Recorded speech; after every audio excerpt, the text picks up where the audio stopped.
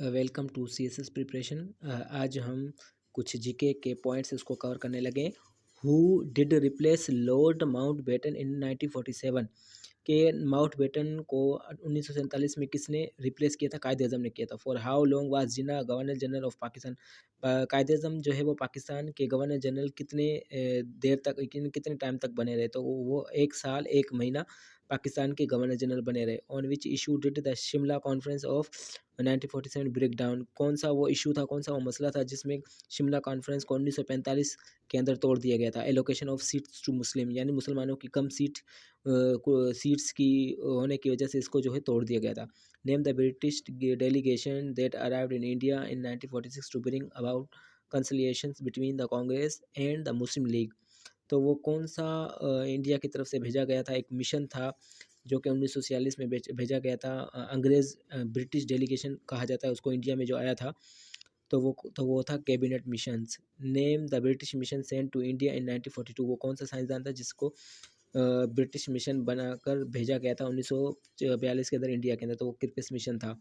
Name the Muslim majority area where the Muslim league remain out of office in provisional election of 1946? तो यूँ कह लें कि Muslim majority वाला वो कौन सा एरिया था जहाँ पे रिमाइंड आउट कर दिया गया था प्रोविजनल इलेक्शन की ऑफिस को? तो वो था Khyber Pakhtunkhwa. Why did the Congress ministry resign in 1939? के कांग्रेस मिनिस्ट्री ने रिज़ाइन क्यों किया था 1939 के अंदर?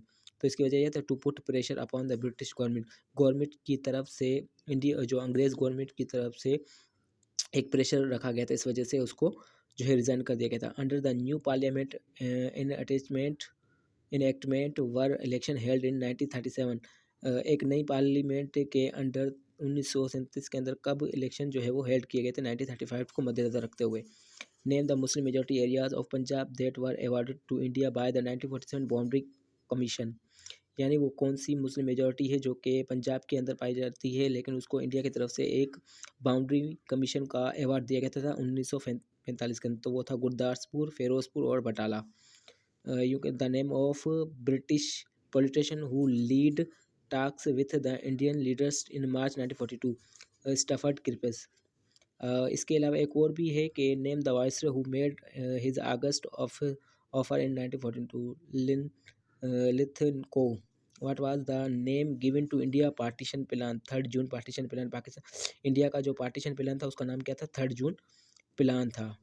इसके अलावा name the British legal expert responsible for boundary commission award? तो वो कौन जो है वो ब्रिटिश का लीगल एक्सपर्ट यानी जो थे रिस्पॉन्सिबल थे बाउंड्री कमीशन अवार्ड के लिए? तो वो थे सर कायरल रेडक्लिफ।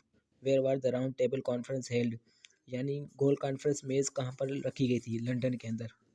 इसके अलावा who lead the British mission that visit India in 1942? वो ब्रिटिश का कौन सा मिशन था जो कि इंडिया के अंदर 1942 के आया था? तो वो था सर स्टफर्ड क्रिपेस।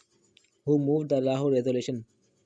लाहौर रेजोल्यूशन को मूव किसने किया? मौलवी फजलुल हक ने।